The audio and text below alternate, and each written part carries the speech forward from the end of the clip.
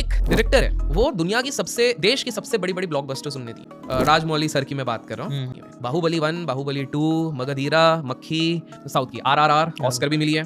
तो Rajamouli sir he was always passionately driven कि मेरे को एपिक स्टाइल की चीजें बनानी है, लार्जर देन लाइफ दिखाना है, लेकिन जो स्टैंडर्ड फॉर्मूला चल रहा है ना मार्केट में वो नहीं। आपको पता है एस राजामौली इंडियन सिनेमा का एक ऐसा डायरेक्टर जो सिर्फ फिल्में नहीं बनाता बल्कि अपने ग्रैंड विजन की फिल्मों से पूरे इंडियन सिनेमा को ग्लोबली रिप्रेजेंट करता है। From Baahubali the beginning to RRR, हर बार इस फिल्म मेकर ने ये प्रूफ किया है कि he is the greatest director of all time. And now unfortunately एक बार फिर से राजामौली के स्टैंडर्ड ने ये बात प्रूव कर दी है। जी हाँ, अब मैं बात करने वाला हूँ हाल ही में आए रामायणा के टीजर के बारे में, जिसे देखने के बाद एस राजामौली की रिस्पेक्ट ऑडियंस की नजरों में पहले से भी और ज्यादा बढ़ चुकी है। अब जाके एक चीज क्लियर हो गई है कि भाई अगर कोई रामायण और महाभारत जैसे माइथोलॉजिकल फिल्मों को ग्रैंड विजन के साथ और ग्रैंड लेवल पर बना सकता है तो वो है एस राजामौली सर। वेल, आज के इस वीडियो का मेन पर्पस ही यही है कि क्यों रामायणा का टीजर देखने के बाद लोग एस राजामौली की इतनी तारीफ कर रहे हैं। ऐसा क्या होता है एस राजामौली की फिल्मों में कि ऑडियंस उनकी फिल्मों से इतनी कनेक्ट हो जाती है। आखिर कैसे एस राजामौली की Varanasi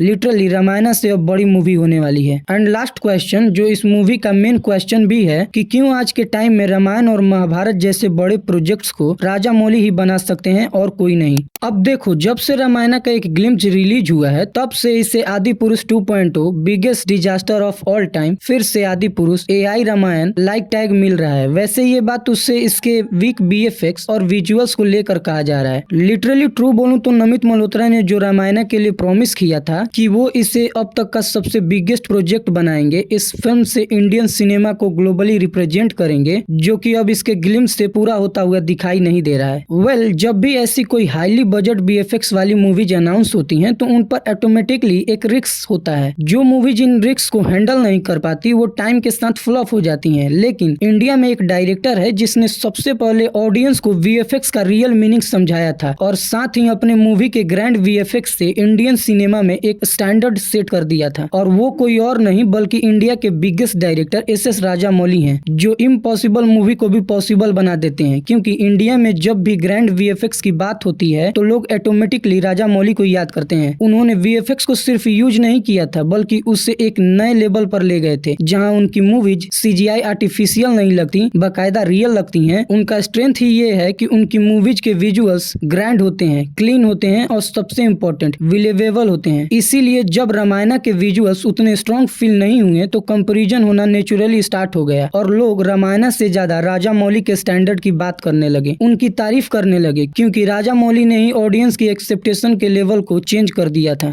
Platform will tell you that Rajamouli sir for us is he's like literally the benchmark of great cinema of India.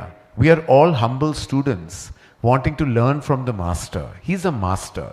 वैसे क्या आपको पता है कि क्यों एस राजामौली की फिल्मों से ऑडियंस इतना कनेक्ट हो जाती है? वेल, मैंने आपको पहले ही बोला था कि राजामौली सिर्फ फिल्म नहीं बनाते, वो एक एक्सपीरियंस क्रिएट करते हैं। जब भी आप उनकी फिल्मों को देखें, लाइक चाहे वो बाहुबली द बिगनिंग हो या द कंक्लूजन हो या RRR हो, आपको यही लगेगा कि जैसे आप किसी अलग दुनिया में पहुंच गए हो। उनकी मूवीज का हर फ्रेम, हर सीन, हर इमोशन इतना डिटेल्ड होता है कि ऑडियंस साइलेंटली ही खुद को उस स्टोरी का पार्ट मानने लगती है। लेकिन इन सब से अलग राजामौली का सबसे बड़ा प्लस पॉइंट है उनकी स्टोरी टेलिंग। वो अपनी स्टोरी से ऑडियंस को कंफ्यूज नहीं करते या उन्हें इम्प्रेस करने के लिए स्टोरी में अननेसेसरी कॉम्प्लेक्सिटी नहीं डालते, बल्कि वे एक सिंपल स्टोरी को भी इतना पावरफुल बना देते हैं कि वो लोगों के दिल में उतर जाती है। और सबसे खास बात, वो अपनी ऑडियंस को अंडर एस्टिमेट नहीं करते। उन्हें पता है कि लोग क्या फील करना चाहते हैं, इसलिए जब भी उनका नाम किसी प्रोजेक्ट से जुड़ता है तो लोग कंपैरिजन नहीं करते, लोग अपनी एक्सेप्टेशन को ही बढ़ा देते हैं। और शायद यही रीजन है कि आज जब भी कोई बड़ी फिल्म अनाउंस होती है तो कहीं ना कहीं उसका कंपैरिजन ऑटोमेटिकली एस राजामौली से होने लगता है, क्योंकि राजामौली ने सिर्फ फिल्म नहीं बनाई है, उन्होंने ऑडियंस के माइंड में अपने लिए एक ट्रस्ट बिल्ड कर लिया है। रामायण का कंटेंट वीक होने के कारण डायरेक्टर एस राजामौली पर पब्लिक का बिलीव पहले से भी और ज्यादा स्ट्रॉन्ग हो चुका है। और ये बात लिटरली ट्रू भी है, क्योंकि हम सभी जानते हैं कि एस राजामौली का नेक्स्ट प्रोजेक्ट वाराणसी मूवी है जिस पर वो जोरों शोरों से काम कर रहे हैं। वाराणसी मूवी में उन्होंने भी रामायण के कुछ शॉट्स दिखाए थे जिसे देखकर पब्लिक लिटरली शॉक हो गई थी। अगर आपको याद हो तो वो त्रेता युग वाला सीक्वेंस जहां हनुमान जी महाराज का वो भव्य और विराट स्वरूप और भगवान श्री राम को वानर सेना के ऊपर खड़े होते हुए दिखाना, ये ग्रैंड विजुअल काफी बेस्ट और यूनिक है। ये सीन्स थिएटर में लिटरली एक्सपीरियंस करने लायक है। लेकिन अब क्या हुआ कि लोग इसी सीक्वेंस को रामायण के साथ कंपेयर कर रहे हैं और कह रहे हैं कि एस राजामौली का विजन नमित मल्होत्रा के विजन से काफी बड़ा है, इसीलिए वाराणसी मूवी भी नमित मल्होत्रा के रामायण से बड़ी मूवी साबित होगी।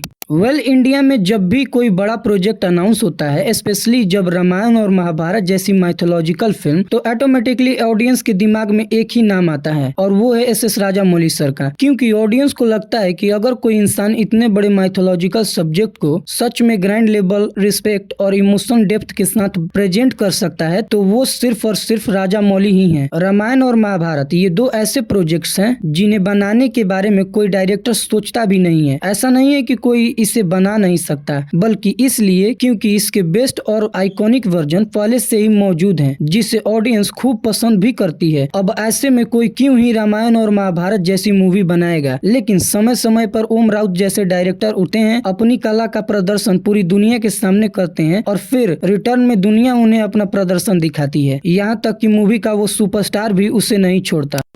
Home, you're coming to my room. Home. Come.